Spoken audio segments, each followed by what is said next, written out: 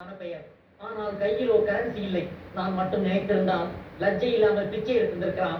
ஏதாவது ஒரு மாணவர்களை மடக்கி பிராக்கெட் போட்டிருந்திருக்கலாம். ஸ்மக்லிங் அந்த காலத்தை ஓட்டியிருக்கலாம். ஆனால் அதைத்தான் விரும்புகிறதா இந்த நீதிமன்றம்? வாடகை வீட்டுக்காரன் வாஸ்து சாஸ்திரம் என்ற பெயரால் விரட்டினான். ஓடினேன். அதிர்ஷ்டக்கல்காரன் என் பணத்தை அபய செய்ய முயன்றான். ஓடினேன். தாடி வைத்த சாமியார் என் தம்பிக்கு வேட்டு வைத்தான். ஓடினேன். இன்டர்நெட்காரர்கள் வெட்டி வைத்திருந்த குழியில் விழுந்து ஓடினேன். பீடு வீடுக்காரர்கள் வெட்டி வைத்திருந்த குழியில் விழுந்து ஓடினேன். ஹைவேஸ் டிபார்ட்மெண்ட் வெட்டி வைத்திருந்த குழியில் விழுந்து ஓடினேன். டெலிபோன்காரர் வெட்டி வைத்திருந்த குழியில் விழுந்து ஓடினேன். எத்தனை வழிகளடா, அதில்தான் எத்தனை குழிகளடா. ஓடினேன். சென்னையின் எல்லை வரை ஓடினேன். அங்கே கடல் இருந்ததால் திரும்பி வந்து விட்டேன். பாவம், என் வாழ்க்கை ஆகிவிட்டது ஒரு கூவம். என் ஓட்டத்தை நிறுத்தி இருக்க வேண்டும். பாட்டத்தை போக்கி இருக்க வேண்டும். என் வாழ்க்கை பாட்டத்தை மாற்றி இருக்க வேண்டும். இந்த சட்டத்தை நீட்டுவோம். செய்தார்களா? வாழ விட்டார்களா இந்த கல்யாணராமனை? என்னை வீட்டை விட்டு விரட்டியது யார் கூட்டம்? வாஸ்துவின் கூட்டமா? அல்லது வாஸ்துவின் பெயரால் வீடுகளை இடித்துக் கொண்டிருக்கும் வாஸ்து தெரியாத வீரர்களின் கூட்டமா? அதிர்ஷ்டக்கல்லை காட்டி பணம் பறிக்கும் கொள்ளைக்காரர்களை வளர விட்டது யார் கூட்டம்? அதிர்ஷ்டத்தின் கூட்டமா?